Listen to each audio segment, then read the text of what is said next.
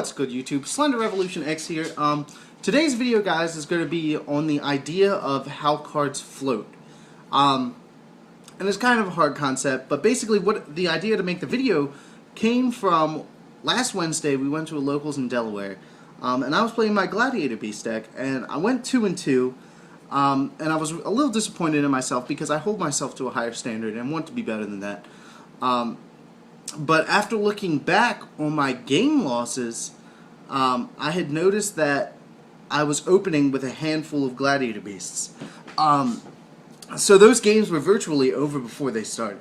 Like I said, I mean, you really can't do much in that deck without having some sort of protection or some sort of trap lineup. I mean, those monsters aren't...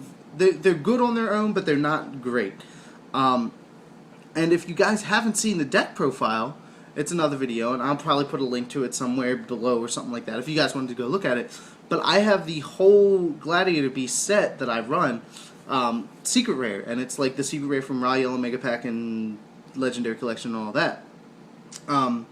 So with the idea that Secret Rare cards tend to float in mind, I swapped out after the tournament into the commons of the Gladiator Beast, and I found that I was having a lot better results in opening hands that were a lot more playable when I used the commons. And basically the only secrets I kept in there were the ones that I didn't mind opening up with. So basically Liquori and Bestiary, which are two good cards to open up with. So that's what I did, and it kind of brought to light the whole idea that cards can float, and I really didn't think that it was that serious of a concept. But basically, I mean, it's a little hard to explain, a little hard to understand, but basically what it is that Secret Rare cards, by way of their make, are heavier than, you know, non-Secret Rares or non-Hollows. So when you're shuffling, they tend to stay towards the top of the deck.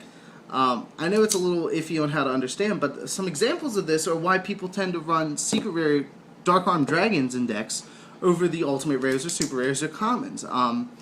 Because you really don't want that card late game. I mean, that card late game is most of the time unusable, depending on how, you know, manipulative your deck is of the graveyard. So when you get it early, it makes it very live and very playable. Another example is why people are tending to now run the Secret Rare Monster Reborns from Yugioh's World over the LOB ones from back in the day, because, I mean, opening that card can be very, very game-changing compared to, you know, late game. I mean, that card's pretty much game-changing regardless, but you want to be able to get that in the course of a game no matter what, because it can bring serious advantage. But basically, so this is my idea. I mean, it's a hard concept. I really didn't think it was that prevalent in the game until I experienced it firsthand. But I think it brings a very interesting dynamic to the game, something that is beyond the, you know, physics of the game itself, beyond, you know, playing cards and how good your deck is. It's something outside the game itself that plays a part in how you do in a tournament or how you do in a game, and can bring you more or less wins depending on how you do it. In my case, it was very much less wins when you have an unplayable hand like that. So let me know what your guys' thoughts are on this. Please leave a comment section in the down below, and give me your take on it. Guys, the cards that you have experienced, you know, tend to float more than others. I love to hear from you guys, but as always, please thumbs up this video and become a subscriber to join the revolution today. Other than that, this is Slender Revolution X. I will see you guys next time, and I am signing out. Peace.